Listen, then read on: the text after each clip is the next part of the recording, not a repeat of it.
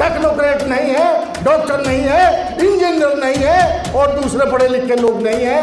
तो इसलिए शिक्षा पर जोर दिया। फुल्ले को किताब में पढ़ा गया क्या? सावित्री बाई फुल्ले को हमें किताब में पढ़ा गया क्या? बाबा साहब का कोई चैप्टर इस इतिहास में कहीं आपने देखा स्कूल में? 20वीं शताब्दी हमारी होगी, बहुजन की होगी। और यदि आप यहाँ एक ओथ लेकर जाते हैं कि हम आज के बाद एक दूसरे से मिलकर चलेंगे और एक दूसरे का साथ देंगे, मैं नहीं समझता कोई शक्ति ऐसी है कि तुम्हें गिरा देगी।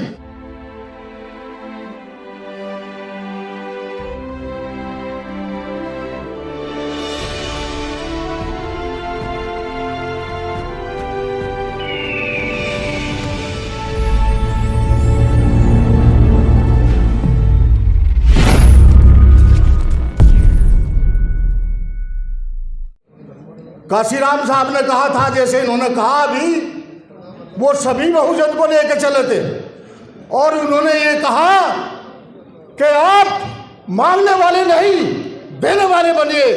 अगर इतनी बड़ी जनसंख्या, देश की 85% जनसंख्या भीख को मांगती रही तो शायद वो दिन दूर नहीं कि हम दोबारा उसी स्थिति में पहुंचेंगे जहाँ से हमारे महापुरुषों ने हमारे लिए संघर्ष करके हमें इसी स्थिति में पहुंचाया। साथियों, आज पूरा अगर SC, ST, OBC और माइनॉरिटी को भी जोड़ दें तो वहां तो शून्य ही बच जाता है। इस शून्य को हम मजबूत कर रहे हैं और विशेषकर मैं ये कहने में आज कुताही नहीं करूंगा कि जो वो ब्रेन है विषमतावादी ताकतों का, वो जो ब्रेन है मनुवाद का, वो कभी OBC को SC के खिलाफ यूज करता है और कभी माइनॉरिटी के खिलाफ यूज करता है, अपने आप नहीं करता। मैं समझता हूं इस बात से आप सहमत होंगे, जितनी एट्रोसिटीज भारतवर्ष में हुई उसका एनालिसिस मेरे पास है, उसमें से 90% एट्रोसिटीज वो लोग SC पर, माइनॉरिटी पर या मैक्सिमम SC, ST पर OBC से कराते हैं।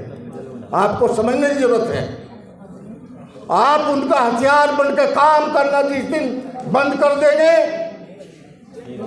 तो वो शून्य हो जाएंगे साथियों, और आपका इस देश में सिस्टम बनेगा। हमारे जो सावित्री बाई फुल्ले जी, महात्मा फुल्ले जी, इन लोगों ने 1800 शताब्दी में जितना संघर्ष किया असमानता के विरुद्ध, समाज सुधारक, उन्होंने एक किताब गुलामगिरी लिखी। यदि मौका लगे तो उसे पढ़ना और उससे आपको मालूम होगा कि महात्मा ज्योतिबा फुल्ले इस देश में कैसा समाज चाहते थे। ठीक उसी तरह से आप समझ सकते हैं, जिस व्यक्ति की 12 साल में शादी हुई, 9 साल में सावित्री बाई फुल्ले की शादी उनके साथ हुई। उन लोगों ने वो काम किए, वो कार्य किए, शिक्षा का कार्य, चूंकि वो समझ चुके थे कि एक शिक्षा की ही बदौलत ये जो मुट्ठी भर समाज है हम पर राज कर रहा, और कहीं ना कहीं ये केवल एंड केवल शिक्षा की बदौलत है, और उन्होंने शिक्षा का भार उठाया। प्रथम महिला दलित समाज की जो अध्यक्षता रही और एजुकेशन पर उन्होंने बहुत ही कार्य किए। उन्होंने कहा किसी भी समाज की और किसी भी व्यक्ति की कोई प्रोग्रेस नहीं हो सकती जब तक वो शिक्षित नहीं है। किसी देश की प्रगति नहीं हो सकती जब तक उस देश में बेहतरीन शिक्षित विद लोग नहीं है, टेक्नोक्रेट नहीं है, डॉक्टर नहीं है, इंजीनियर नहीं है और दूसरे पढ़े लिखे लोग नहीं है। तो इसलिए शिक्षा पर जोर दिया। हमारे कर्पूरी ठाकुर साहब स्वतंत्रता सेनानी रहे। उन्होंने वो पहले 67 में उप मुख्यमंत्री रहे, फिर 77 में 2 बार चीफ मिनिस्टर रहे कर्पूरी ठाकुर साहब। क्या उनको कहीं इतिहास में देखा? क्या महात्मा फुल्ले को किताब में पढ़ा गया? क्या सावित्री बाई फुल्ले को हमें किताब में पढ़ा गया? क्या बाबा साहब का कोई चैप्टर इस इतिहास में कहीं आपने देखा स्कूल में? साथियों, मैं आपसे कहना चाहता हूं, जितने हमारे महापुरुष, बहुजन के महापुरुष हुए, उन लोगों की अस्मिता को खराब करने के लिए, उनका व्यक्तित्व को और नीचा छोटा करने के लिए हर जगह उन्होंने प्रयास किए। साथियों, आज समय है, बाबा साहब ने कहा था कि 21वीं शताब्दी हमारी होगी, बहुजन की होगी। और यदि आप यहाँ एक ओथ लेकर जाते हैं कि हम आज के बाद एक दूसरे से मिलकर चलेंगे और एक दूसरे का साथ देंगे, मैं नहीं समझता कोई शक्ति ऐसी है कि तुम्हें गिरा देगी।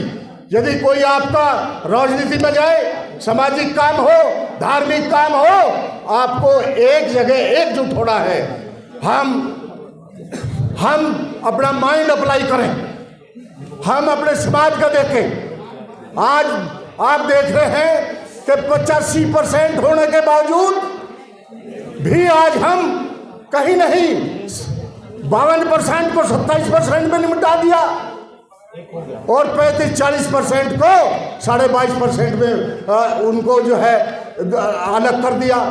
और यदि इसका टोटल करें तो 49.5% बैठता है और हम टोटल जनसंख्या के 85 का 88% है।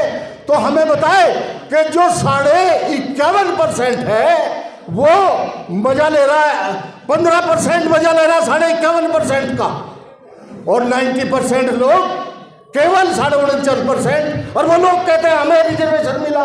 अरे रिजर्वेशन तो तुम खा रहे हो, हमें तो अपना हक भी नहीं मिला। जिस हक के हम लायक हैं, जिसका हमारा अधिकार है, वो हमें नहीं मिला।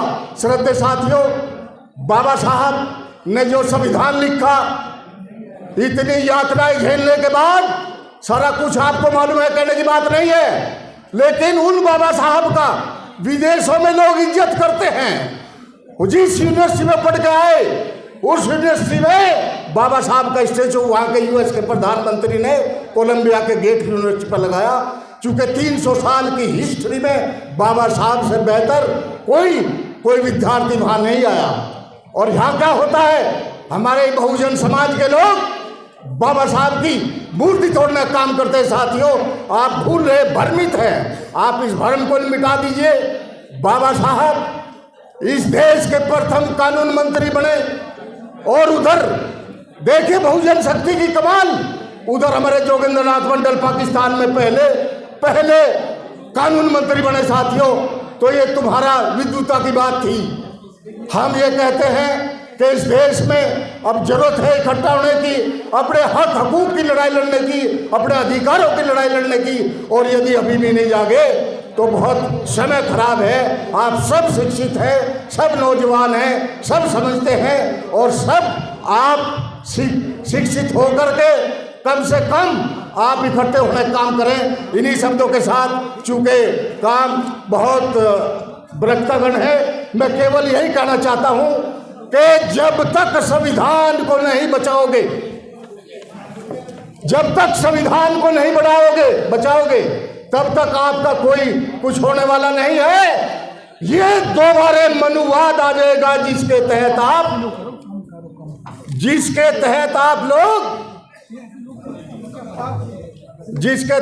लोग बहुत छोटे समझे जाते थे। साथियों, मैं बहुत समय लेकर के मैं 2 नारे बोलूंगा। आशा करता हूं कि आप सब साथी और ओके। साथियों, जय संविधान, जय संविधान।